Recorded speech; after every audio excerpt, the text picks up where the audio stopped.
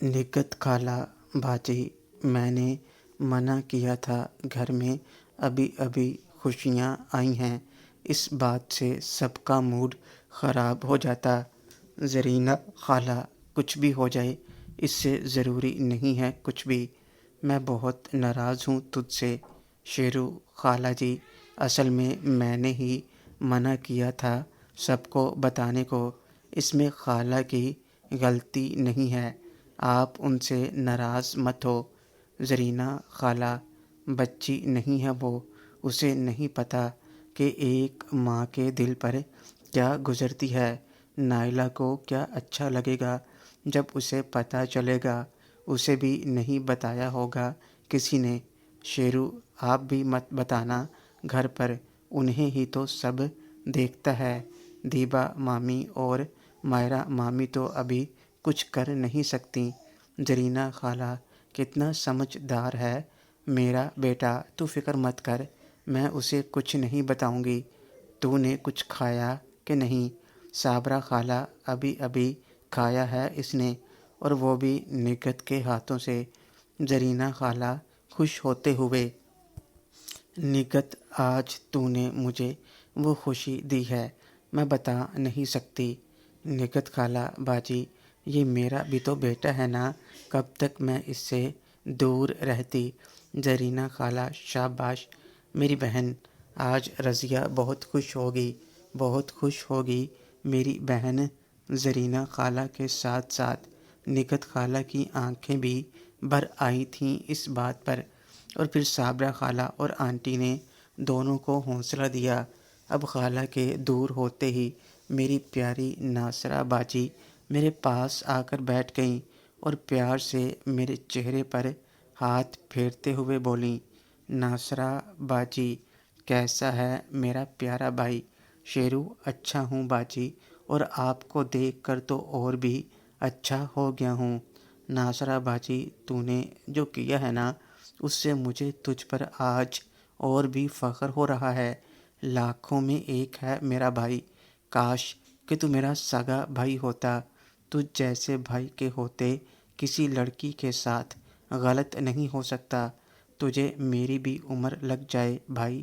شیرو: باجی آپ سب سے پیاری ہو، کاش کہ آپ میری سگی بہن ہوتی، میں آپ کو بہت مس کرتا ہوں پر آپ سے مل نہیں پاتا۔ ناصرہ باجی: میں بھی تجھے بہت مس کرتی ہوں بھائی، زبیر سے زیادہ مجھے تم پیارے ہو، تو ہمارے ساتھ کیوں نہیں رہ لیتا؟ آنٹی: یہ تو ہمارے ساتھ ہی رہے گا، یہ میں پہلے ہی کہہ رہی ہوں بیٹا، ہاں تم سب چاہو تو ہمارے ساتھ رہ سکتے ہو۔ صابرہ خالہ: شیرو اب سے میرے ساتھ ہی رہے گا، ویسے بھی اس کے خالو تو مہینے میں 20 دن باہر ہی رہتے ہیں، تو گھر پر کوئی مرد تو ہونا چاہیے نا۔ نگہت خالہ: کیا میرا کوئی حق نہیں میرے بیٹے پر؟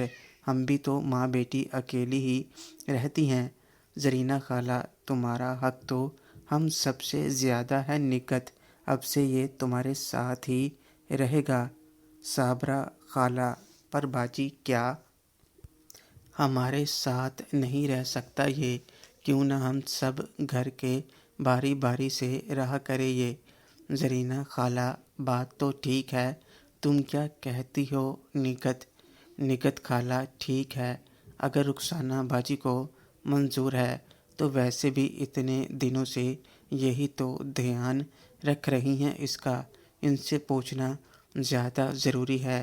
آنٹی: میں اسے کہیں اور بھیجنا تو نہیں چاہتی، پر اس پر آپ سب کا بھی تو حق ہے، تو مجھے منظور ہے۔ صابرہ خالہ: لو ہو گیا کلیئر، آپ سے ایک ایک ہفتہ کر کے تو سب کے ساتھ رہے گا، اب بڑوں کے فیصلے میں بھلا کیا بولتا؟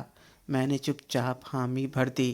اس فیصلے سے سب سے زیادہ خوشی مہرین کے چہرے پر تھی، جبکہ صبا بھی شوق نگاہوں سے مجھے دیکھ رہی تھی اور نظروں ہی نظروں میں ظاہر بھی کر رہی تھی کہ وہ کیا کرنے والی ہے۔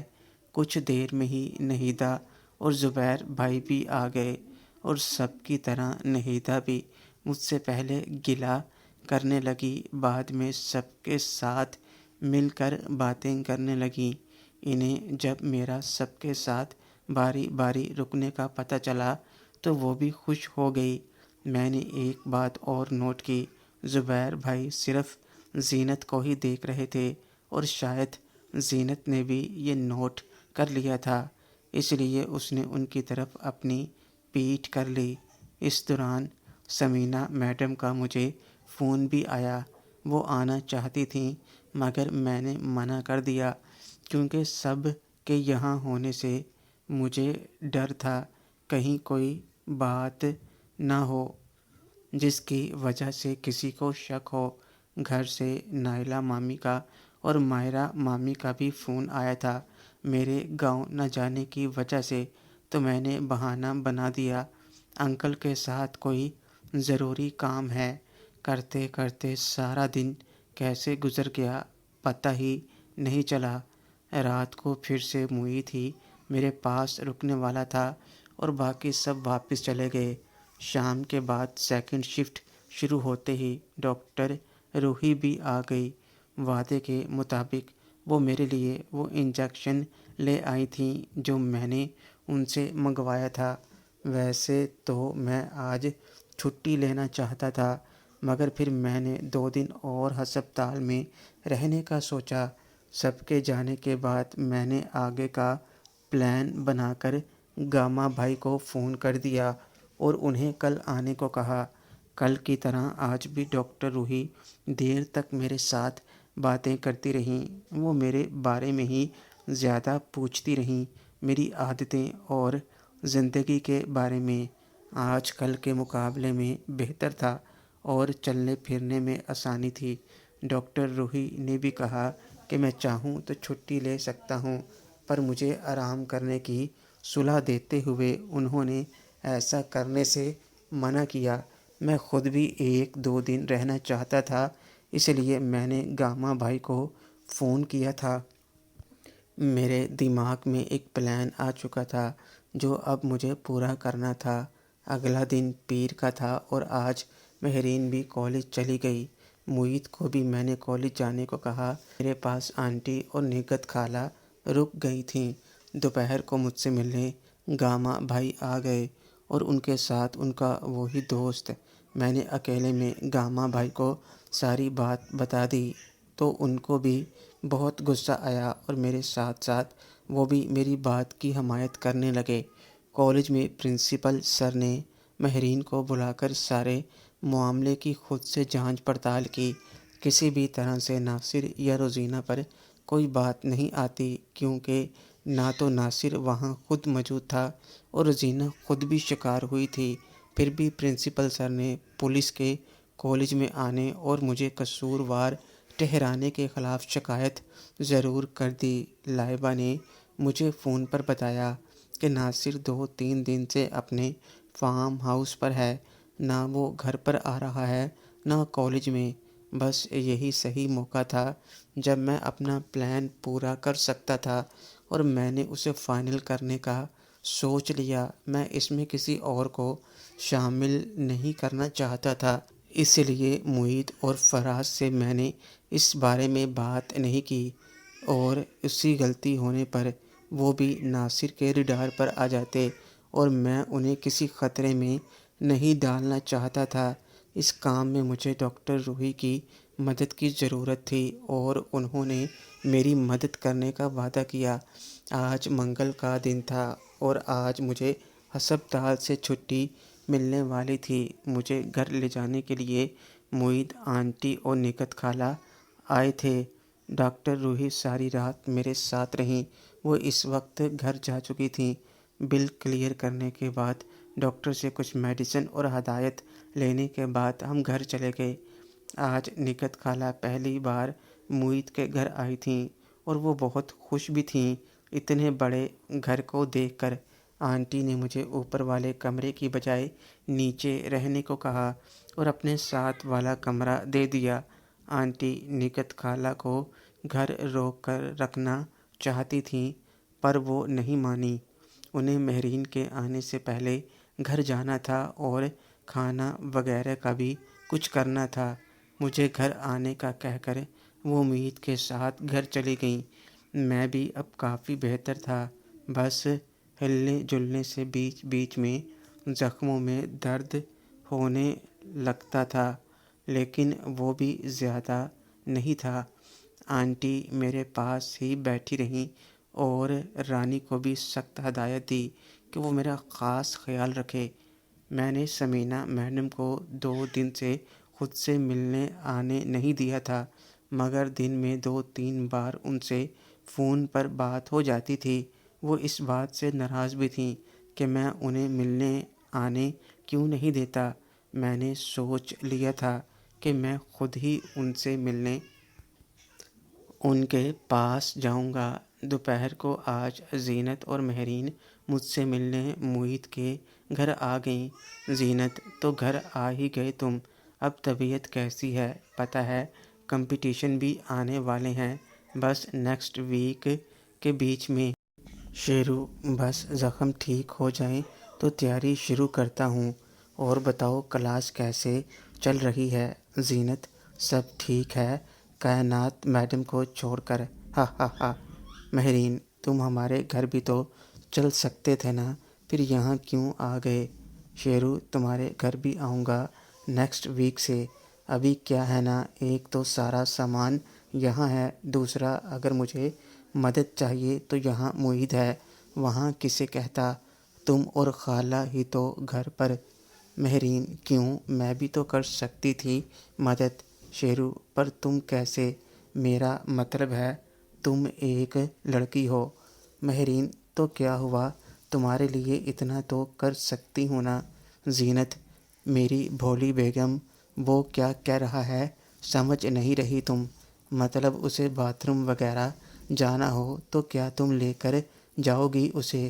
زینت کی اس بات پر مہرین شرما گئی اور سر جھکا لیا۔ مہرین، میں تو وہ۔ شیرو، تم فکر مت کرو، پیر سے میں تمہارے گھر آنے والا ہوں۔ مہرین، پکا؟ مہرین کے چہرے پر ایک خوشی نظر آ رہی تھی اور وہ جیسے یقین کرنا چاہتی تھی کہ میں جو کہہ رہا ہوں وہ سچ ہی ہے یا نہیں۔ شیرو، پرومس، اگلا پورا ہفتہ میں تمہارے گھر رکنے والا ہوں۔ تم نے بھی تو سنا تھا نا صابرہ خالہ نے کیا کہا تھا؟ زینت، کبھی غلطی سے میرے گھر بھی آ جاؤ یا پھر تمہیں کڈنیپ کر کے لے جانا پڑے گا۔ شیرو، آؤں گا، لیکن پہلے ٹھیک تو ہو جاؤں۔ کیا ایسے ہی ملانا چاہتی ہو اپنی فیملی سے؟ زینت، میری فیملی میرے پاپا ہی ہیں اور انہیں میں نے سب بتا رکھا ہے پہلے سے۔ تمہارے بارے میں آنے سے پہلے تمہیں بتانا ہوگا۔ پاپا کا کچھ نہیں پتہ ہوتا، وہ کب ملیں گے، وہ کب کہاں نکل جائیں، کچھ پتہ نہیں ہوتا۔ شیرو، لگتا ہے تمہارے پاپا بھی انکل کی طرح کوئی بڑے بزنس مین ہیں۔ زینت، ایسا ہی سمجھ لو۔ مہرین، امی آئی تھیں یہاں؟ شیرو، ہاں خالہ آئی تھیں اور تمہارے آنے سے آدھا گھنٹہ پہلے ہی محیط انہیں گھر چھوڑنے گیا ہے۔ مہرین، اچھا اب میں چلتی ہوں، امی انتظار کر رہی ہوں گی۔ زینت، اچھا تو میں بھی چلتی ہوں، مہرین کو گھر چھوڑ کر میں بھی جاتی ہوں۔ مہرین، تم پکا آؤ گے نا؟ شیرو، ہاں پکا آؤں گا۔ مہرین ہاتھ ہلاتے ہوئے چلی گئی۔ آنٹی نے دونوں کو لنچ کے لیے پوچھا مگر دونوں رکے نہیں۔ کھانا کھا کر میں کچھ دیر کے لیے سو گیا اور آنٹی بھی میرے پاس ہی تھیں۔ ادھر ناصر نشہ اترنے کو بعد جب صبح اٹھا تو اس کا سر ابھی بھی چکرا رہا تھا۔ اس کے بیڈ پر ایک لڑکی ابھی بھی سو رہی تھی، دوسرے کمرے میں اشرف بھی لڑکی کے ساتھ پڑا ہوا تھا۔ ناصر روم کے ساتھ اٹیچ باتھ روم میں فریش ہونے کے بعد نہانے لگا۔ محترم ناظرین اور سامعین، اس کہانی کا باقی حصہ اگلی آنے والی ویڈیوز میں پیش کیا جائے گا۔ اگر آپ کو ویڈیو اچھی لگے، ویڈیو کو لائک اور ہمارے چینل کو سبسکرائب ضرور کریں۔ شکریہ۔